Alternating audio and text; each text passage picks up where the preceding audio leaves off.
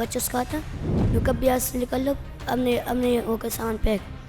फिर बच्चों ने निकल जाते, फिर वहाँ से ठंड में चप्पल जूते छोड़ के, कोटी छोड़ के नहीं बाहर ठंड में दौड़ लेते। कई सारे सामान छूट गए और कुछ यहाँ पाए। क्या क्या छूटा? 2-3 जोड़े कपड़े और जूता, चप्पल और सारे बिस्तर।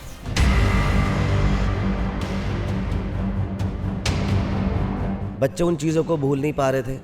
बच्चों के अलग अलग क्वेश्चंस थे जिनके बारे में हमारे पास कोई जवाब नहीं था। जैसे कि वो मस्जिद क्यों टूटी है, मदरसा क्यों तोड़ा है, ये वाला भी तोड़ देंगे तो हम कहाँ जाएंगे, और ये सब हो क्यों रहा है, और उन्होंने हमें हमारा सामान निकालने क्यों नहीं दिया। अचानक आकर के चारों तरफ से घेर करके और मस्जिद को जब तोड़ना शुरू कर दिया जाए, आपको पता है कि हम मस्जिद से कितनी मोहब्बत करते हैं, कुरान करीम से कितनी मोहब्बत करते हैं।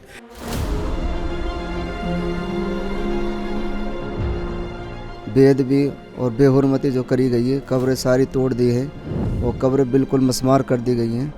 यहाँ तक कि कब्रें खुल गई है, किसी की मैयत दिखाई दे रही है, किसी का कफन दिखाई दे रहा है, सारी कब्रें खुली हुई हैं।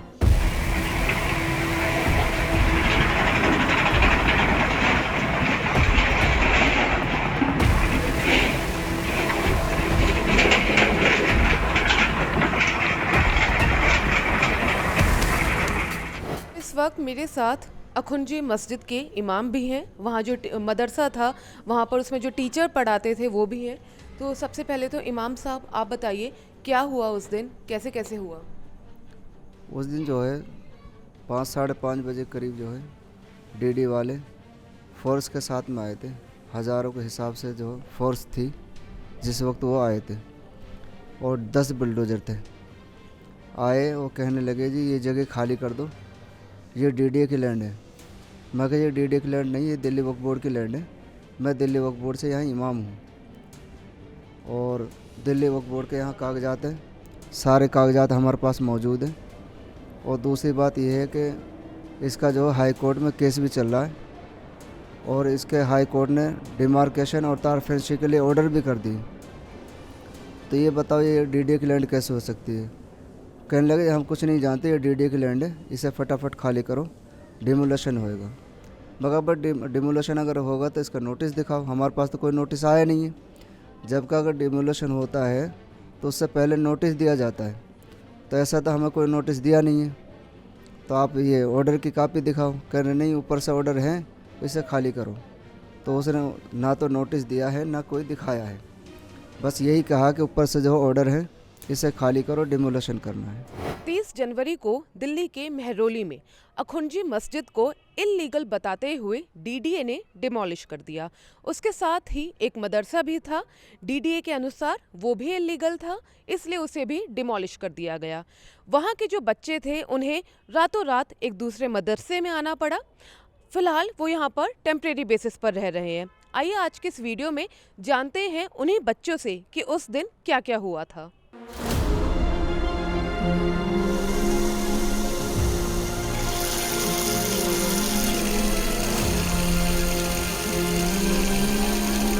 क्या क्या हुआ था, कैसे कैसे हुआ था? सुबह 5 बजे हम पढ़ने बैठे थे तो वहाँ पर एक बच्चा अजान दे गया था।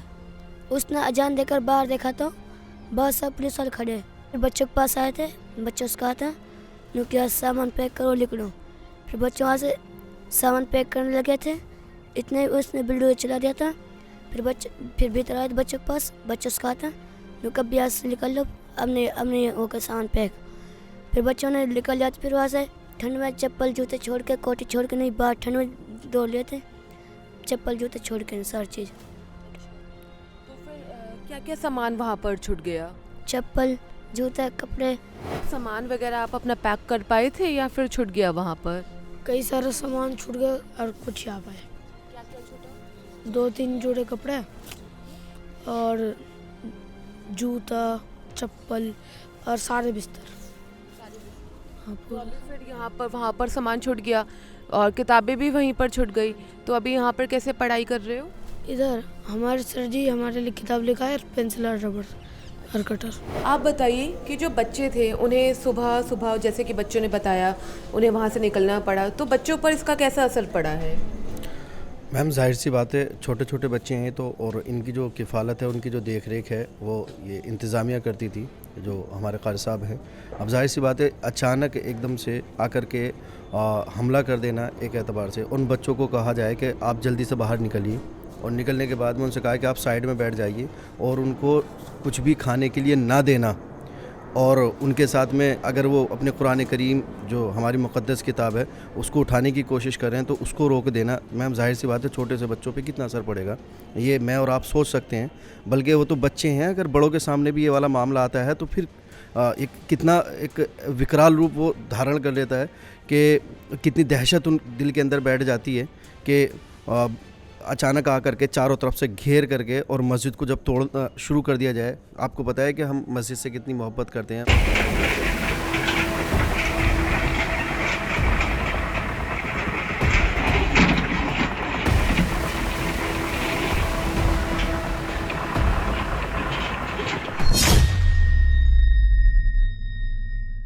डेट ऑफ कंस्ट्रक्शन तो अननोन है, लेकिन ये एक बुक है मेहरौली ज़ैल, बुक का नाम है list of Mohammedan and Hindu monuments.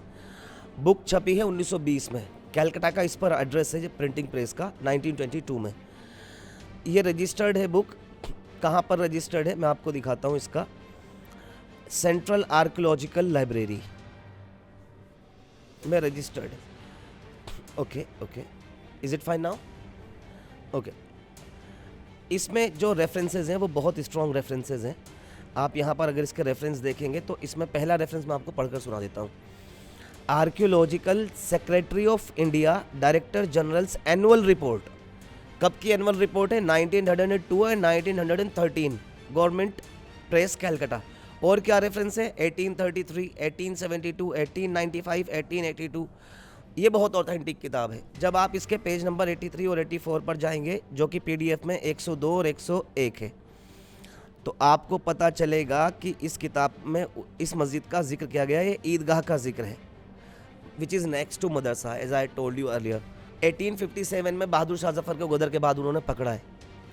1853 का इसमें जिक्र होता है और इसमें लिखा है, O Zafar when Akhunji repaired this old mosque and cleared it, he inquired of wisdom of the date of repair. It is said price to be good and religious man the year 1270 Hijri, which means 1853, 1853 ये repairing की date है। बहादुर शाह जफर का मकबरा है यहाँ पर, जिसमें वो दफन नहीं हो सके, तो शायद गिरफ्तार होने से 4 साल पहले उन्होंने कोशिश की होगी, बनवाया होगा उसको, और वो मेहरौली की विज़िट पर आए होंगे, तब उन्होंने ये मस्जिद देखी होगी खस्ता हालत में, और फिर इन्होंने इसको रिपेयर किया होगा। फिलहाल कोर्ट ने DDA से इस पूरे मामले में यथास्थिति बनाए रखने के लिए कहा है। कोर्ट ने अगली सुनवाई 12 फरवरी के लिए तय की है। इस मामले में जो भी आगे अपडेट्स होंगे वो हम आपको बताते रहेंगे। देखते रहिए स्विच। मैं हूं गरिमा, कैमरे के पीछे है कैफ।